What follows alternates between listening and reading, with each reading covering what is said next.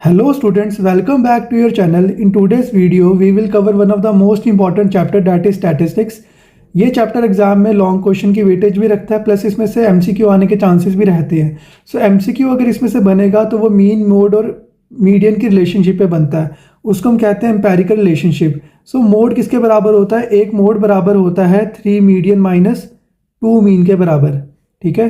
सो हो सकता है एग्जाम में आपको मीडियन और मीन की वैल्यू दे दी जाए और आपसे एग्जाम में मोड पूछा जाए, या मोड और मीडियन की वैल्यू दे दी जाए और मीन पूछा जाए.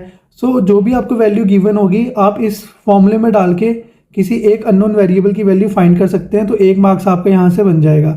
अब बाकी के 5 मार्क्स के लिए आपको पूरा कैलकुलेट करना पड़ेगा मीन, मोड और मीडियन. ठीक है. सो मीन निकालने के 3 मेथड्स होते हैं, हम इस वीडियो में कवर करेंगे. देखिए ज़रा, सबसे पहले statistics. Statistics is all about data. ठीक है. स्टैटिस्टिक्स क्या बताता है? हमें डेटा के बारे में बताता है. सो डेटा को मेजर करने के लिए हम क्या करते हैं? डेटा को मेजर करने के लिए हम नंबर्स पर्टिकुलर नंबर से रिप्रेजेंट करते हैं डेटा को. सो वो जो नंबर होते हैं उसको मेजर्स कहते हैं, उसको हम कहते हैं measures of central tendency. So measures of central tendency हमारे पास 3 टाइप के होते हैं, यानी कि मीन, मीडियन एंड मोड. सो सबसे पहले देखो मीन क्या होता है. मीन होता है sum of all observation to the total number of observations. And median क्या होता है? अगर हम डेटा को अरेंज कर दें असेंडिंग या डिसेंडिंग ऑर्डर में, जो मिडल नंबर होता है सीरीज़ का, वही हमारा मीडियन होता है. अब जैसे इधर देखिए, मिडल नंबर क्या आ रहा है यहाँ पे 4, तो ये क्या है डेटा का मीडियन. मोड क्या होता है? एक सीरीज़ में कोई भी नंबर जो मोस्ट फ्रीक्वेंटली अकर्ड होता है उसको हम क्या कहते हैं? मोड कहते हैं. अब देखो मैं आपको एग्जाम्पल लेकर बताता हूँ. मैंने एक सीरीज ली 1 2 2 2 2 3 3 और 4 4. इस सीरीज़ में जो 2 है ये सबसे ज़्यादा मोस्ट फ्रीक्वेंटली ऑकर्ड है, तो ये इसका मोड हो जाएगा. अब देखिए मीन. अगर हम सबसे पहले मीन देखते हैं. जो अगर मीन निकालते हैं ग्रुप डेटा का जिसमें क्लास इंटरवल नहीं होते, यानी कि विदाउट क्लास इंटरवल, क्लास 9 में आपने यही पढ़ा था. सो कैसे निकालते हैं? मैंने अभी बताया sum of all observation upon the total number of observations. तो क्या होता है, जैसे आपकी क्लास में 50 स्टूडेंट्स हैं, उसमें से 5 बच्चों के अगर 20 मार्क्स आते हैं तो मैं फ्रीक्वेंसी को मानता हूँ 5 बच्चे, जो मार्क्स है 20 उसको मान लेता हूँ x1. ठीक है. अब 10 बच्चे ऐसे जिनके 30 मार्क्स आते हैं, तो 10 बच्चे आ जाएंगे आपके फ्रीक्वेंसी में और 30 मार्क्स आ जाएंगे आपके x2 में.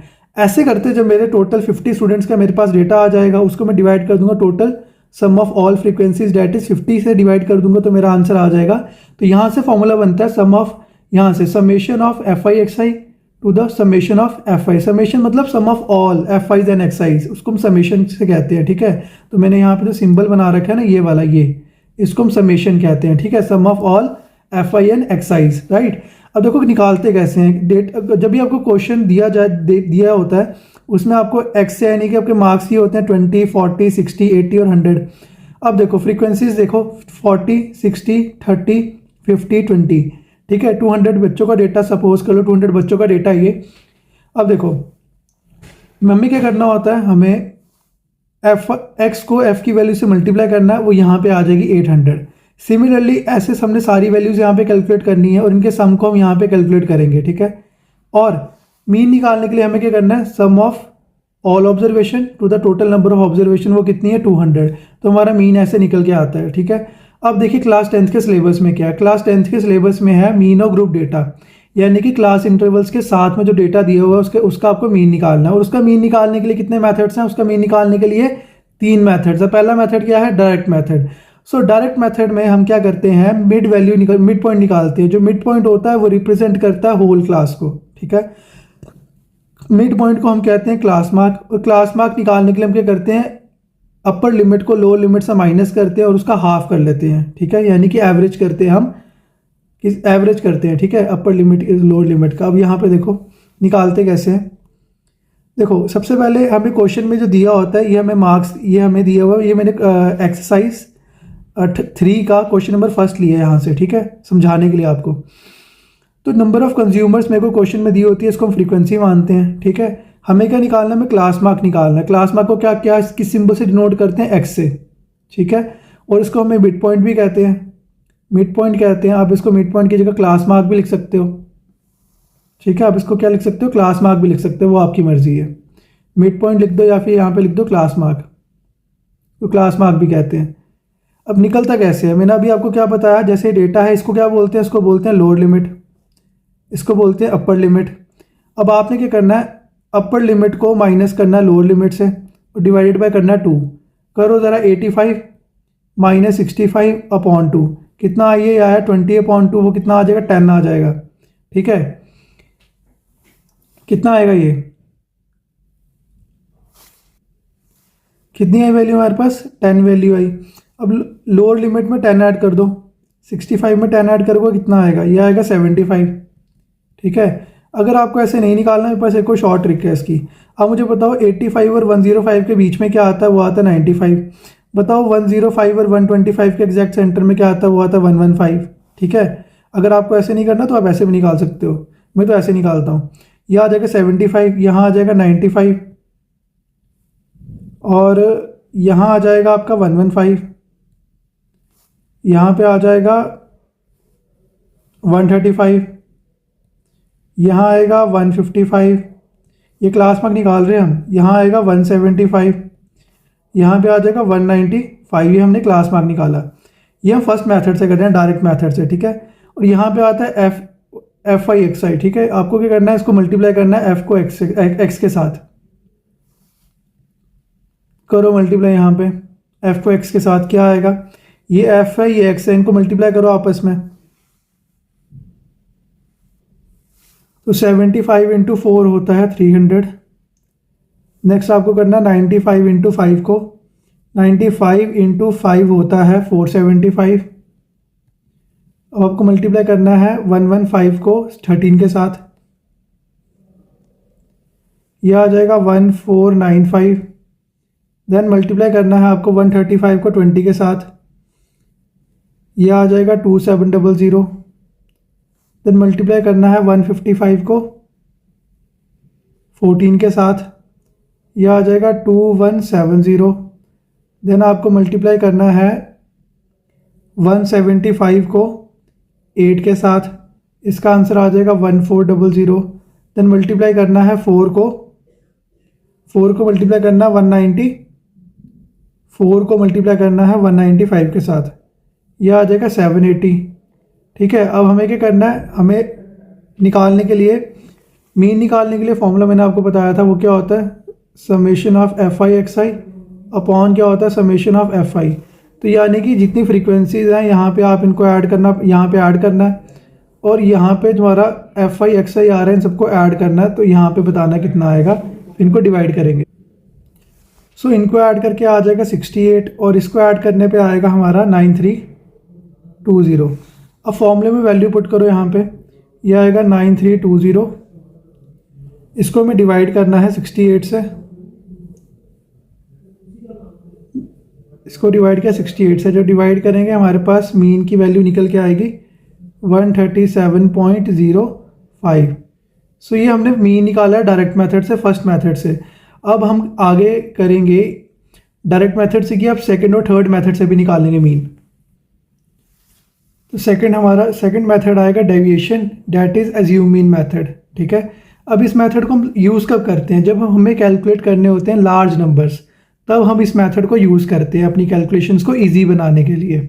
अब इस मेथड में क्या होता है, जितने हमने एक्सरसाइज निकाले थे ना, उसमें से किसी एक को हम एज्यूम मीन मान लेते हैं अपना। ठीक है, देन हमें डेविएशन फाइंड करनी होती है, और डेविएशन का फॉर्मूला रहता है ये, यानी कि किसी भी सभी एक्स की जो वैल्यूज़ आई हैं हमारे पास, उसको हमें माइनस करना होता है अपने एज्यूम मीन से। देन उसके बाद हमें ये फॉर्मूला लगाना और हमारा आंसर आ जाएगा। ठीक है, ये फॉर्मूला बहुत ईजी है, मैं आपको ट्रिक देता हूँ कैसे याद रखना आपको। देखो ये ए क्या हो रहा है, यहाँ पे माइनस हो रहा है, यहाँ पे जाके क्या होगा, प्लस होगा। ये हो गया यहाँ पे प्लस। उससे पहले क्या करना है, आप देखो ये डी आई है ना, अगर आप इसके न्यूमिनेटर और डिनोमिनेटर दोनों में क्या करोगे, समेशन एफ आई ऐड कर दो, कोई फर्क नहीं पड़ेगा। ये ए यहाँ माइनस हो रहा है, यहाँ जाके ए क्या हो जाएगा, प्लस हो जाएगा। जो एक्स यहाँ रह जाएगा वो आपका क्या आ जाएगा, मीन आ जाएगा। सो अगर किसी को ये वैल्यू याद नहीं होती है, फॉर्मूला याद नहीं होता है, तो अगर वो डेविएशन का याद रखेगा कि एक्स माइनस ए करना है, तो उससे भी मैंने आपको ट्रिक बता दी कि आप कैसे इसका आंसर निकाल सकते हो। ठीक है, चलो अब एग्जाम्पल लेके समझते हैं कैसे करना है इस क्वेश्चन को। ये मैंने एग्जाम्पल ले ली है। ठीक है, सबसे पहला यहाँ पे हम बनाएंगे, यहाँ पे मिड पॉइंट निकालने का। ठीक है, ये मैंने एक्स ले लिया यहाँ पे मिड पॉइंट। अब इसकी वैल्यू मैंने आपको बताई थी कैसे, इन दोनों के बीच में क्या आता है 75, ये 75 आ जाएगा क्लास मार्क। इसके बीच में क्या आएगा, ये आएगा 95 इन दोनों के बीच में। अब इन दोनों के बीच में क्या आता है, इन दोनों के बीच में आएगा 115, देन आएगा यहाँ पे 135, इधर आ जाएगा हमारे पास 155, देन आ जाएगा हमारे पास यहाँ पे 175, देन 195। ये आ गया मेरे पास क्लास मार्क। अब इस क्लास मार्क में से मुझे किसी भी एक वैल्यू को अपना एज्यूम मीन मानना है। किस वैल्यू को मानना है बताइए, 75 को मान लें, बोलो। चलो पहली वैल्यू को हम अपना एज्यूम मीन मान लेते हैं, ठीक है। जिस मर्जी को मानो आपकी मर्जी है, मैं 75 को मान लेता हूँ, मेरा एज्यूम मीन है। नेक्स्ट स्टेप मेरा क्या होता है, इसमें डेविएशन निकालने का। डेविएशन का फॉर्मूला क्या होता है, x माइनस ए, और मेरा ए क्या यहाँ पे, ए मेरा 75 है, यानी कि आपके पास जितनी भी x की वैल्यूज़ है ना, आपको सब में से माइनस करना है क्या 75, क्योंकि मैंने इसको a माना हुआ है, ठीक है। अब करते जाओ माइनस, 75 में से 75 जाएगा, आएगा 0, ठीक है। 75 में से 95 जाएगा, क्या आंसर आएगा -20। देन क्या आएगा, 75 में से 115 जाएगा, कितना आएगा -40। देन कितना आएगा -60। देन आएगा -80। देखो ये वो बन जाता है, पैटर्न बन जाएगा यहाँ पे। फिर क्या आएगा -100, देन -120 यहाँ आ जाएगा, ठीक है। अब क्या करना है, हमें निकालना है यहाँ पे FIDI निकालना है। करो मल्टीप्लाई।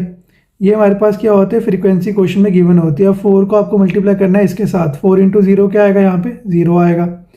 देन 5 को करो इसके साथ, कितना आएगा -100 आएगा। 13 को करो इसके कितना आएगा, यह आता है 520। देन अगर आप करोगे 20 को करोगे इसके साथ, कितना आएगा -1200। देन इसको करोगे कितना आएगा, एक मिनट, हमने क्या x को माइनस करना 75 के साथ, ये वैल्यूज़ पॉजिटिव आएंगी। एक मिनट रुकिए, वैल्यूज़ आएंगी पॉजिटिव जाएंगी वैल्यूज़, ये वाली हाँ पॉजिटिव आएंगी, ठीक है। अब करो यहाँ पे कितना, रुको इधर भी ठीक करना पड़ेगा। अब देखो 14 को करेंगे 8 के साथ, कितना आता है 14 8 का होता है 112। 14 × 8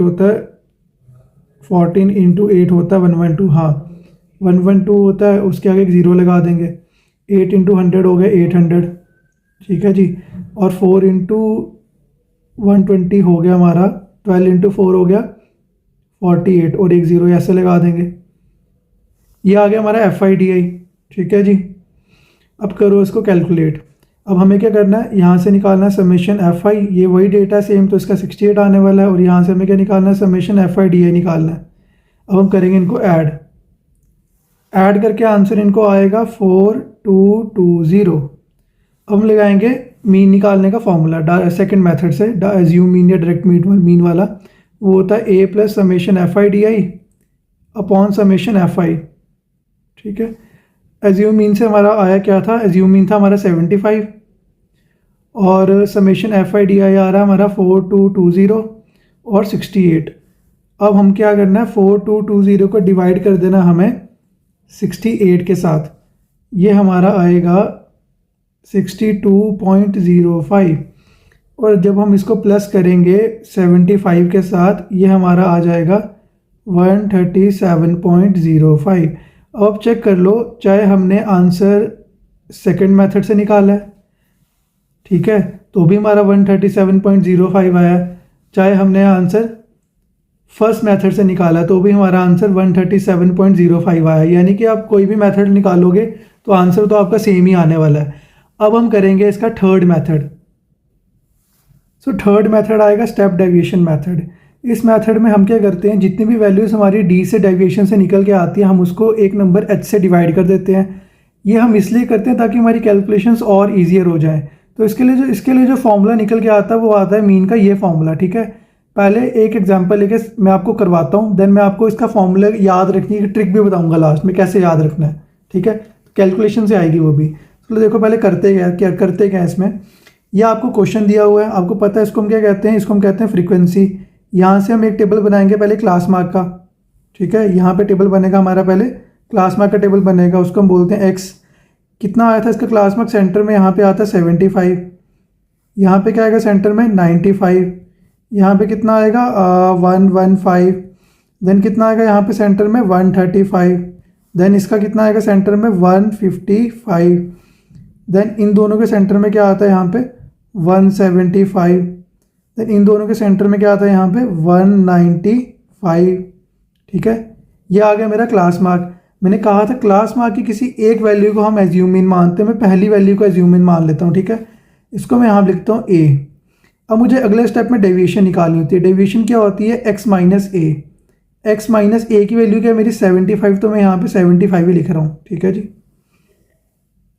अब देखो इसको कैसे कैलकुलेट करना है। अभी हमने कैलकुलेट किया था, देखिए 75 में से 75 जाएगा तो आएगा 0, 95 में से 75 जाएगा तो आएगा 20, देन 115 में से 75 जाएगा आएगा 40, देन ये एक पैटर्न बनाएगा, यहाँ पे आ जाएगा 60, फिर आ जाएगा यहाँ पे 80, फिर 100 पैटर्न बन रहा है, ऐड हो रहा है हर एक सीरीज़ में, यहाँ आ जाएगा 120। ये मेरा निकल गया डेविएशन।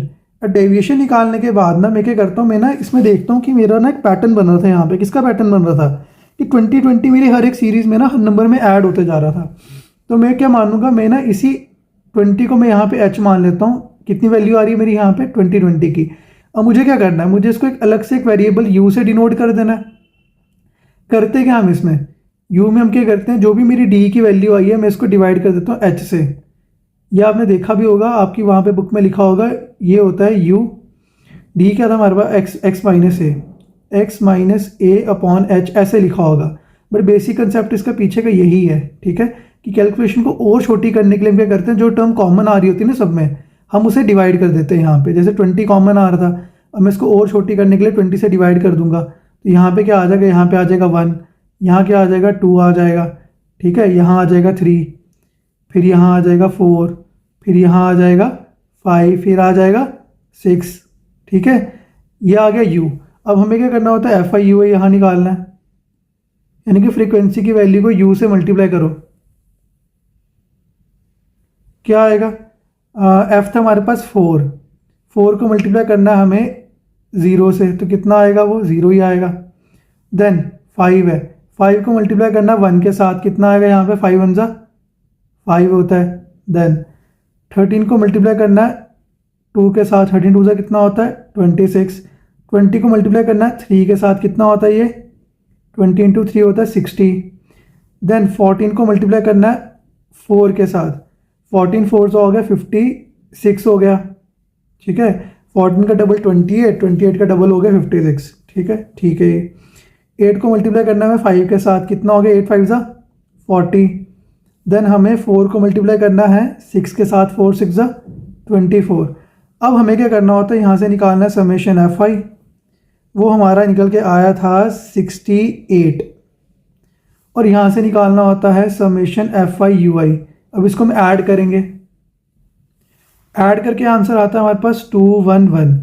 अब जो हमने फॉर्मूला लगाया था यहाँ पे मीन निकालने का, वो फॉर्मूला था x के ऊपर बार था, और निकल के आया था हमारे पास a plus summation F I you I upon summation F I into H. ठीक है, a की वैल्यू कितनी है हमारे पास, एज्यूम इन हमने लिया 75, plus summation F I you i की value 211 upon summation F i की वैल्यू है 68 इंटू एच कितना हमारे पास 20।